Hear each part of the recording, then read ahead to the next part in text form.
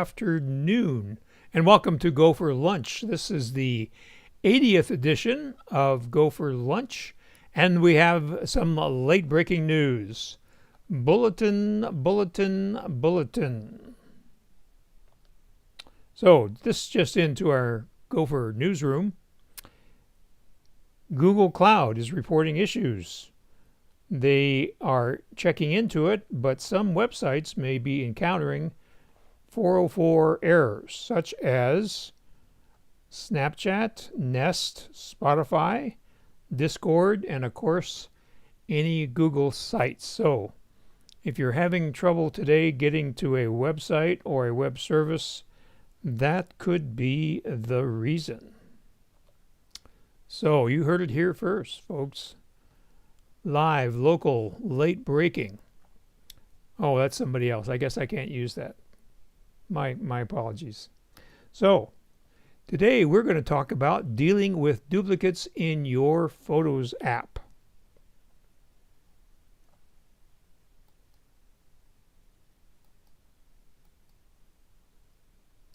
But first, let us remind you this is brought to you by GoFor Technology, where we make your technology work for you. I am Roger Harmon, your host and founder of GoFor Technology, and I've been helping people both in person and online for many decades with your Apple and other related tech.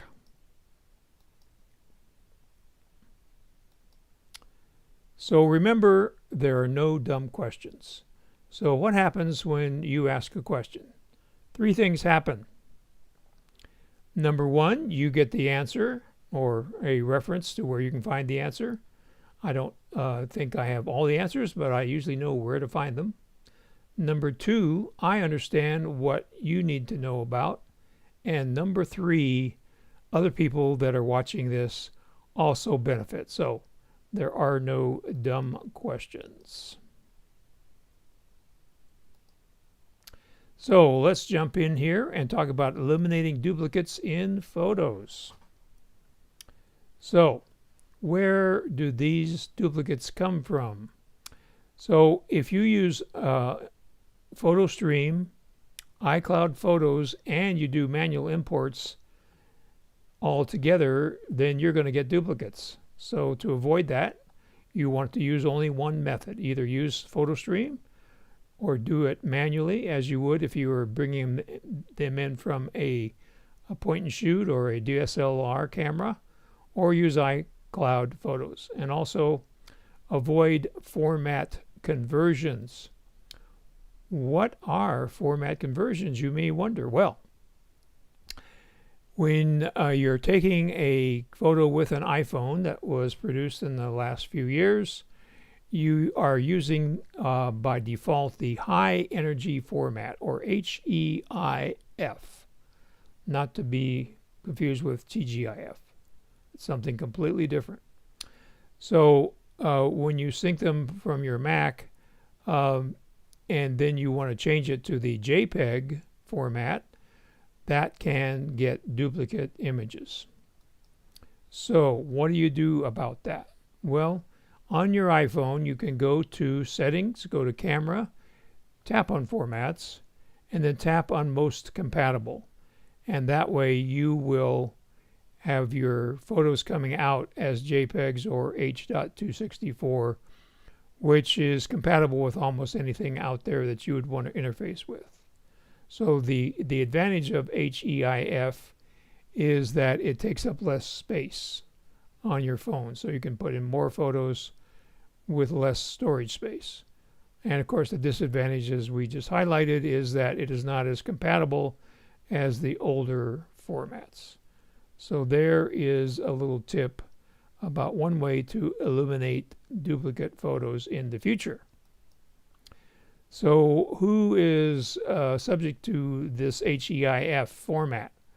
Well, if you're using iOS 11 or you're using any of these devices, an iPhone 7 or 7 Plus or later, you can see the list here. So look at the list there, and if you have any of these devices, then you are in fact using this HEIF or the HEVC if it's a video format. So that will give you a clue whether you want to change that output to JPEG or not.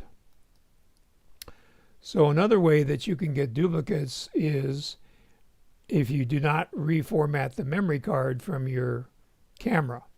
So if you download the images and then you put the memory card back in the camera, then you take some more pictures, and then you upload it back to photos, the old photos and the new photos could come in together. So you don't want to do that.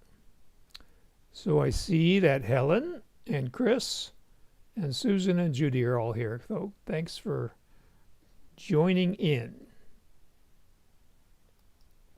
So reformat your memory card, because when you upload or download, depending on how you want to say it, to the Photos app on your Mac, it's going to be backed up. And if you're using the 3-2-1 backup strategy, it will be backed up in more than one place. So before using any of the software we're going to talk about in a second, make sure you back up, make sure your time machine is working, and make sure that all your other backup systems are working. And to be really safe, you might want to back up your Photos library to an external drive, because that's the easiest way to restore it if you have to. It would just be a temporary backup. So you can get a OWC 1 terabyte drive for $99. You can get them from other companies for less than that. So that would be a good idea to just do a temporary backup before you start using any of this software. So another thing that you should do is read reviews before buying any of this software. So even the ones I'm going to talk about here today can change. Companies get bought, things happen. So get the current information by doing a search on the internet for reviews. And in that search, you want to ask about customer support and whether they're updating their software. You don't want to buy software that hasn't been updated for 10 years, for example. So make sure you're getting software that has got good customer support, as well as it is being frequently updated. For example, when I checked on the one that we're going to demonstrate today, I found out that they are supporting Monterey. So obviously they're doing their updates. So what apps might you use to get rid of duplicates if you have them? So the one we're going to demonstrate is one I've been using for years, called Duplicate Annihilator. Then there's PhotoSweep, which a client used recently and seemed to work pretty well. And then another one that I've used is called Gemini 2. So 2 points about Gemini 2. Number one is the interface is kind of clunky. The reason I used it, second point, is that it came free. Well, I shouldn't say free. It was included with the Set App subscription service, which gives me well over 100 different apps for $10 a month. So I used it because it was included in that. But I think Duplicate Annihilator is a little simpler to use. So that's what I would probably go to first. So let us try to demonstrate this. And so I'm going to switch to my MacBook Pro over here, which when I hit the space bar to wake it up gave me all sorts of weird screens. So let me get that taken care of before we go over to it. Why does it keep doing this? So I'm canceling the screen and it keeps coming back. Okay, let's try doing, I see I must be doing something in the program that wants me to do that. So I'm just going to quit Duplicate Annihilator here with the Command Q, and then I'm going to restart it by going to the Apple menu and recent items, so I don't have to go searching for it. And there it is. You can't see it from across the way there. And wait for it. There it is. Okay, now we can go to it. So let me see what you are seeing. We're going to switch over here. There we go. Okay, so we're all back together here. And I see that Judy and Candy, oh, I mean Carolyn, I'm sorry, Carolyn has joined us. Gonna have to get those glasses, those new glasses one of these days. I don't think Apple's gonna bring out their glasses in time. So, as you can see here, we have a program called Duplicate Annihilator for photos. If you're on a really old system, there is a version for iPhoto, but hopefully you're past iPhoto. So what we are going to do here, you can see here it says select the photos library. So we're going to click on that. And there's that window that kept popping up. So here's our photos library. So we'll click on that and then click on choose, or we could double click on it, either way. So we clicked on choose and we get a beach ball, which tells us that we're using an old Mac and that something is happening. Okay, so here you see some duplicate photos. If you see right here, I'll do a shift click here to highlight all those so you can see the ones there that have the blue frame around them.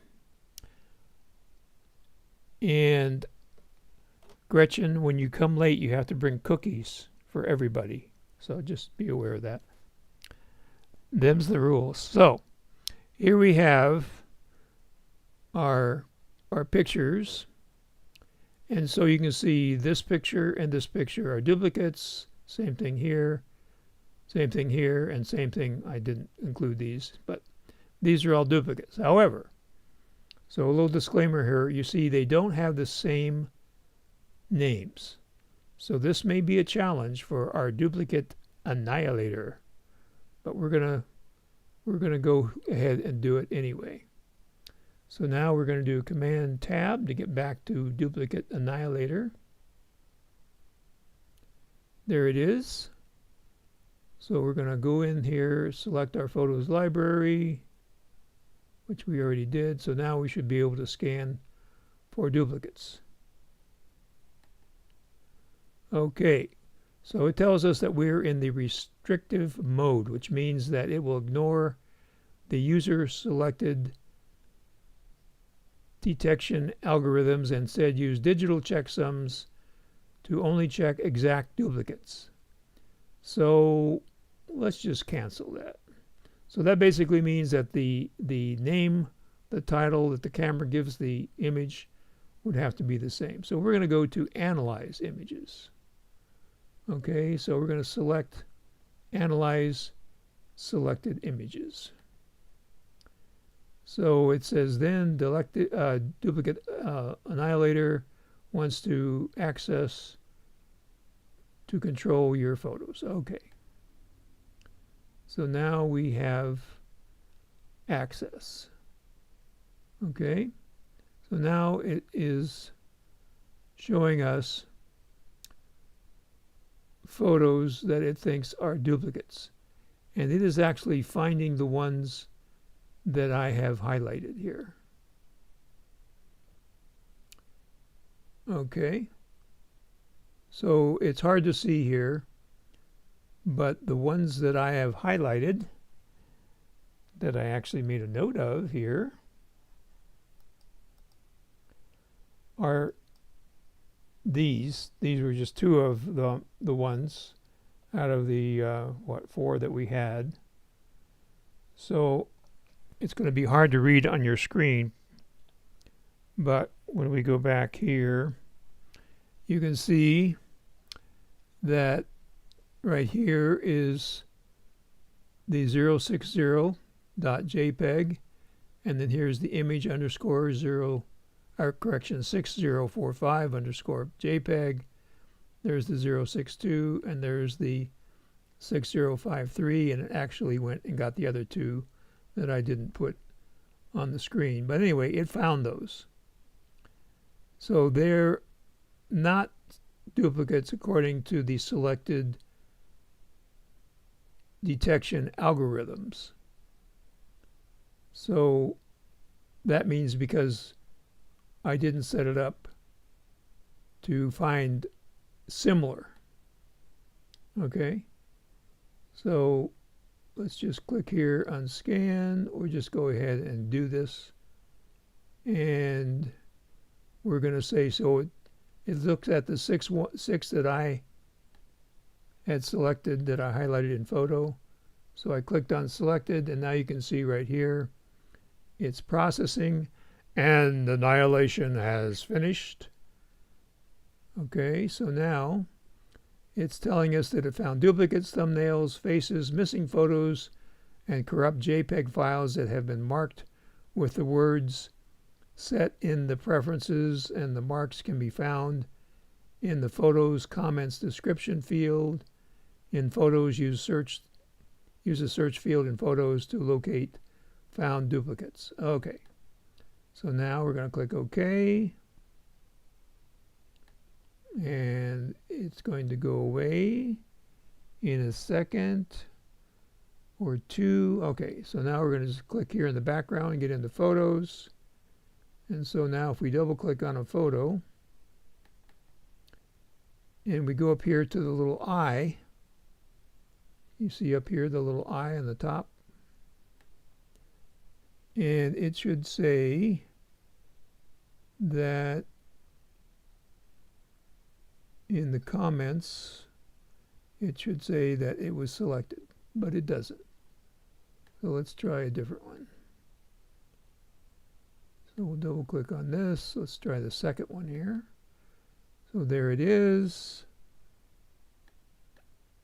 And so you can see this was shot with a Canon PowerShot.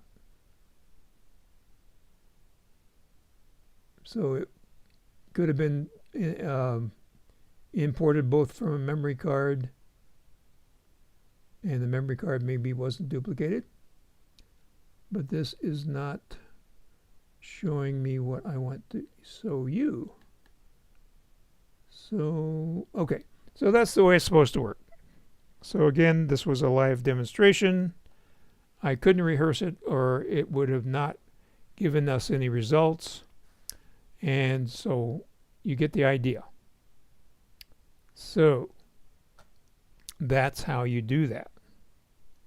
So if you have any questions about that, I know that that didn't quite work the way I would have liked it to, but hopefully you're getting the idea that there is software out there that will do this. So let's look at some other ideas here.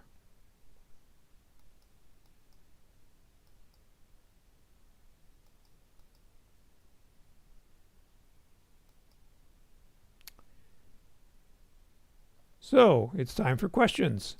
And while we're waiting for those questions to come flooding in, it's National Fast Food Day. There are over 300,000 fast food restaurants in the United States. So today, you might find some deals at one of your favorite fast food restaurants if they're celebrating National Fast Food Day.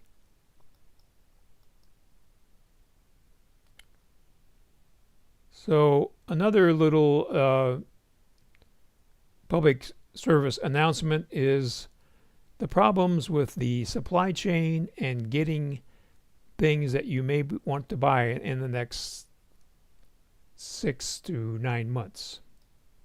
So today I was on a Zoom meeting, and one of the participants mentioned that he went to his local office supply store in Dallas, Texas, and there were no monitors on the shelves, none whatsoever. I have also noticed in a local office supply store like Office Max Depot that about half of the spaces in the printer aisle were empty. There was no inventory.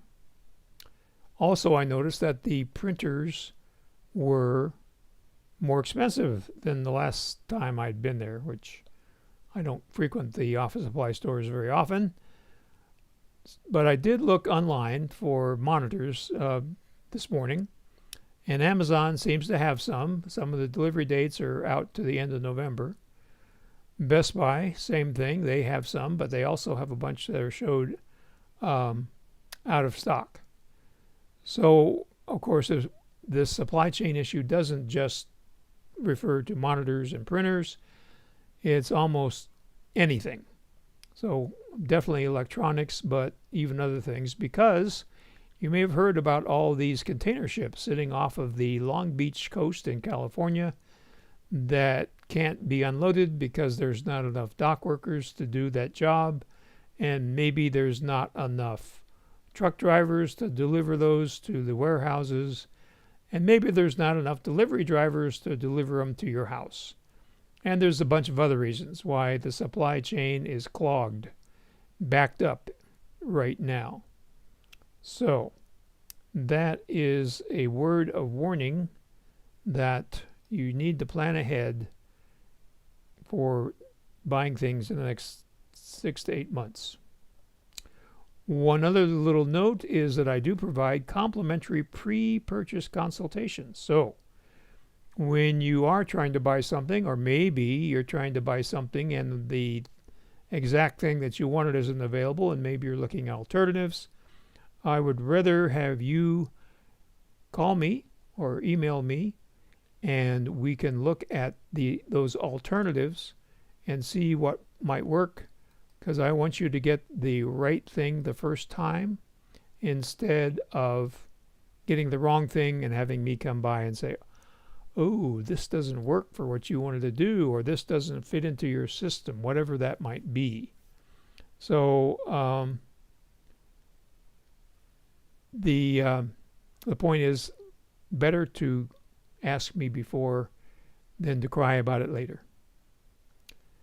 Okay, Chris wants to know, how does it work? Well, because I have already eliminated most of my duplicates, my demo didn't work. But basically, it goes through, it finds all the duplicates, and different programs do it in different ways. Some of them create a folder that puts all the duplicates in so that you can make sure that they are duplicates and you want to get rid of them. And Chris goes on to ask, can you choose which of the duplicates get removed? Well, yeah, so I just kind of answered that. So you have all the choice. You want to make sure the program that you choose doesn't do it automatically without giving you a review process, and most of them do that. So that's how you can get rid of those duplicates. So any other questions about duplicates? Any other questions about anything? So remember, there is an outage on Google today on their Google cloud storage that many companies use. So okay, so how much does it cost, and is it in the App Store? Excellent question. So Duplicate Annihilator costs all of $7.95. And they did today or yesterday when I was researching this, they did have an update. So I updated it for $4.95. So they're very reasonable. The other ones can be more expensive. For example, Gemini, if you buy it as a standalone, is $44.95. And the other one I think was maybe $29.95 for the photo sweep. I'm not sure about that, but the prices vary. Okay, Gretchen would like to know, you have me talking twice. So usually, Gretchen, somehow you may have YouTube open on 2 different pages in your browser. So I don't think anybody else is having that problem. So that I have that happen. Sometimes you click on YouTube in 2 different places and you get the same program simultaneously with a slight delay. So, or we can blame it on Google. I don't know. So try that and see what happens. Okay, well, as always, if you have any other questions, you can email me or you can call me. That information is coming up. Have a great rest of your Tuesday. See you next week.